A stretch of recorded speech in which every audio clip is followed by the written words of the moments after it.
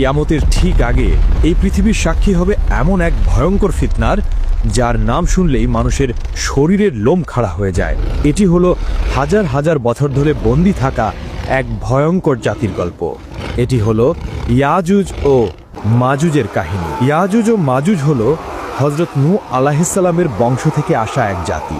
তারা আমাদের মতোই মানুষ, কিন্তু তাদের স্বভাব চরিত্র আর চেহারা সাধারণ মানুষের মতো নয়।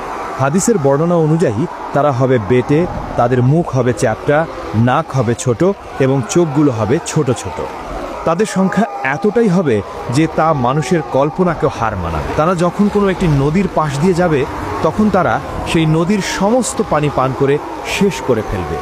এই জাতি এতটাই ভয়ঙ্কর হবে, একটা নদীর পানিকেও তারা মিনিটের মধ্যে শেষ করে দিতে পারে, নদীকে মরুভূমিতে পরিণত করে দিতে পারে। তাদের প্রধান বৈশিষ্ট্য হলো তাদের সীমাহীন নিষ্ঠুরতা। তারা কোনো এলাকায় ঢুকলে সেখানে প্রাণের কোনো চিহ্ন রাখে না। তারা সেখানকার সব ফসল নষ্ট করে ফেলে, সব গাছপালা উপড়ে ফেলে, সব পশু পাখি মেরে ফেলে এবং নারী পুরুষ শিশু কাউকেই ছাড়ে না। সবাইকে নির্দয়ভাবে হত্যা করে।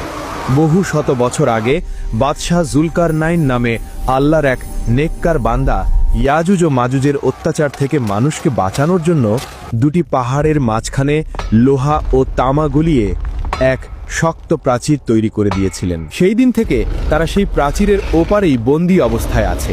হাজার হাজার বছর ধরে প্রতিদিন সকালে তারা সেই প্রাচীরটি ভাঙার জন্য কঠোর পরিশ্রম করে। দিন শেষে যখন তারা ক্লান্ত হয়ে যায়, দেয়ালটা প্রায় ভেঙে ফেলার মতো পাতলা হয়ে যায়, তখন তাদের সর্দার বলে, আজকের মতো থামো, বাকি কাজটা আমরা আগামীকাল এসে শেষ করব। কিন্তু আল্লাহর ইচ্ছায় পরের দিন সকালে যখন তারা ফিরে আসে, তখন তারা দেখে দেয়ালটা আবার আগের মতোই মজবুত আর মোটা হয়ে গেছে। তখন তারা আবার দেয়ালটাকে ভাঙার জন্য লেগে যায়। এভাবেই চলছে দিনের পর দিন, বছরের পর বছর, কিন্তু দেয়ালটা ভেঙে তারা বাইরে আসতে পারে না। কিন্তু কিয়ামতের ঠিক আগে যখন পৃথিবীতে হযরত ঈসা আলাইহিসসালাম আসবেন এবং দাজ্জালকে হত্যা করবেন, ঠিক সেই সময়েই আল্লাহ ইয়াজুজ ও মাজুজকে মুক্তি করবেন।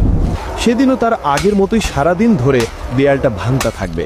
দিন শেষে যখন দেয়ালটা প্রায় ভেঙে পড়ার মতো অবস্থায় চলে আসবে, তখন তাদের সর্দার হয়তো আল্লাহর ইচ্ছাতেই বলে উঠবে, আজকের মতো এখানেই থামো, ইনশাল্লাহ বাকি কাজটা আমরা আগামীকাল এসে শেষ করব। সেই একটা মাত্র শব্দ ইনশাআল্লাহ তাদের হাজার হাজার বছরের চেষ্টাকে সফল করে দেবে। পরের দিন সকালে যখন তারা ফিরে আসবে, তখন তারা দেখবে দেয়ালটা ঠিক তেমনই ভাঙা অবস্থায় আছে।